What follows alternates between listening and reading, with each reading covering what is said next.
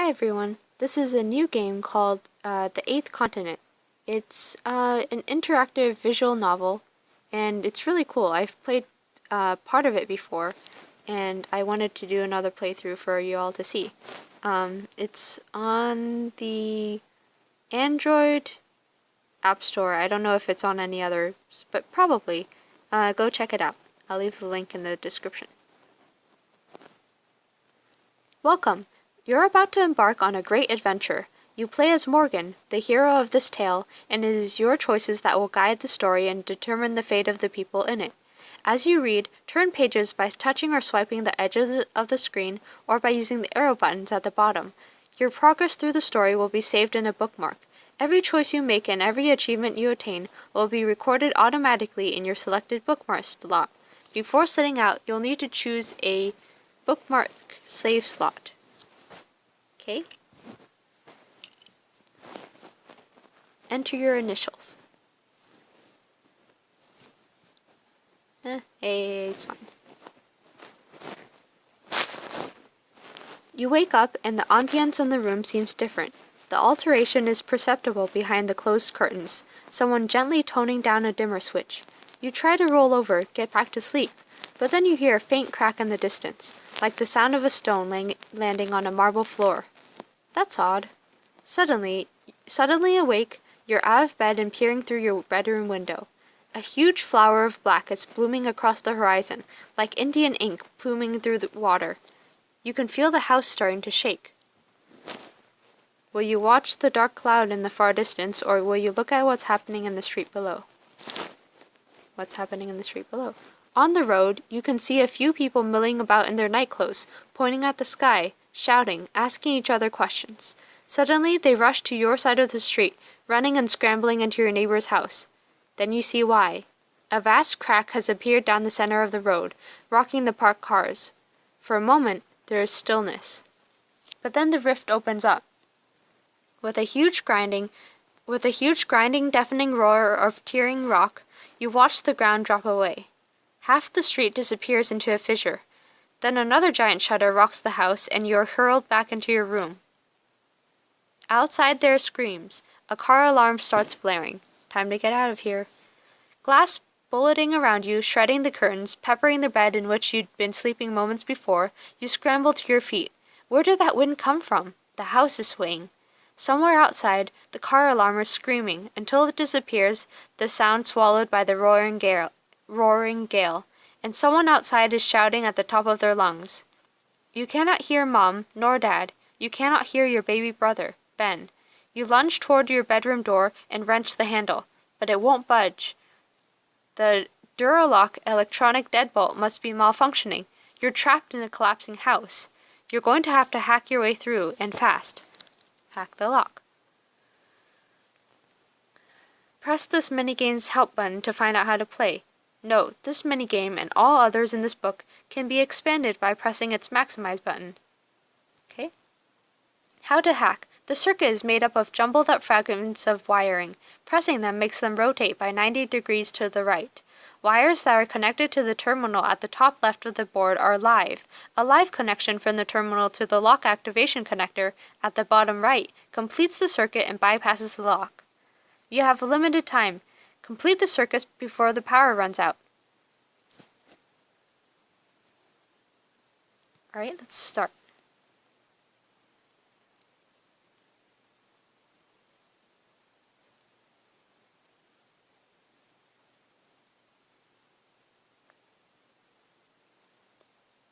Whew. Okay.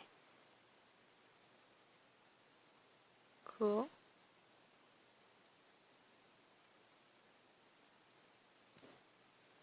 The lock must have malfunctioned because of the damage to the house's electrics. Mess with these gadgets long enough and a sort of intuition develops. You have to admit it, you're something of a chip off the old block. That's why you love to tinker with stuff like this. That's also why, the fool that you are, you rigged up this Duralock here in the first place. Luckily, that also means you've become quite proficient at hacking them. Mind you, not usually when your life depends on it, or when the floor underfoot is starting to give way. Nevertheless, at last you bypass the system. The metal bolt slides across. At last, You bypass the system and the metal bolt slides across. Oh, it's a repeating sentence. It's okay. In the hallway, your family photographs are clattering from their hooks, and then you see cracks appearing in the walls themselves.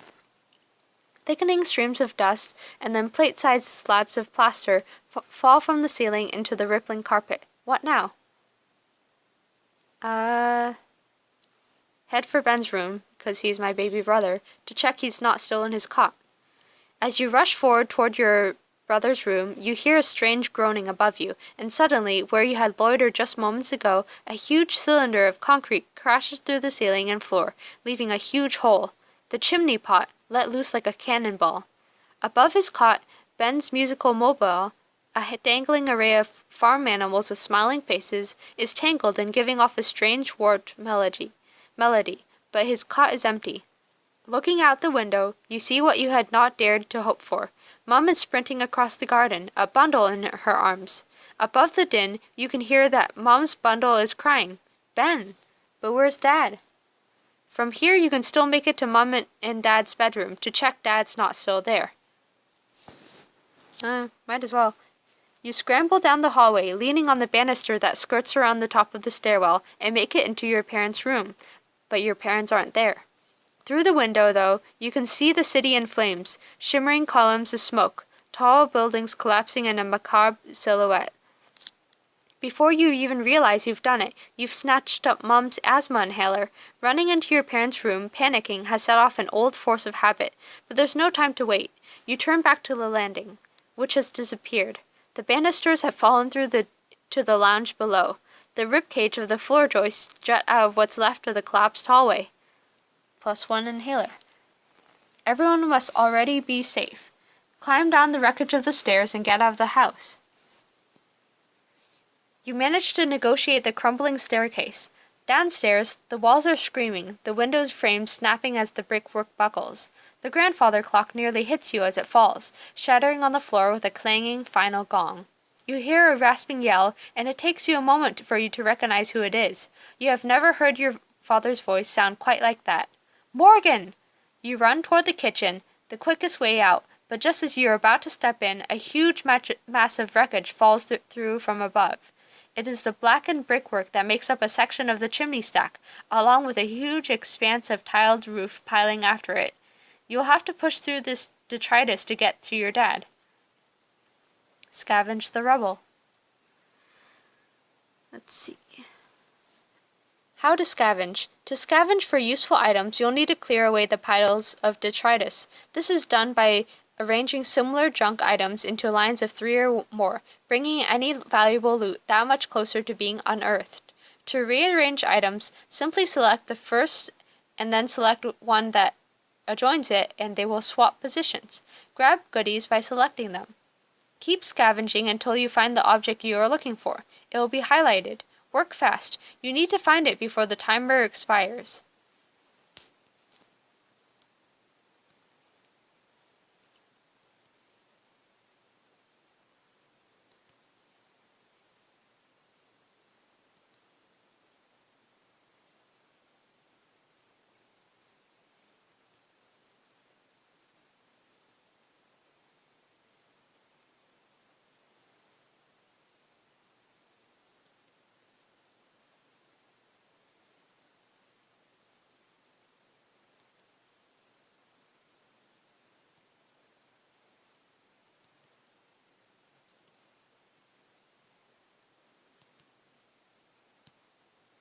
Found it. Scrambling through the heaped masonry is hard work. Your hands soon shredded, sweat now pouring from your brow. Still no way through.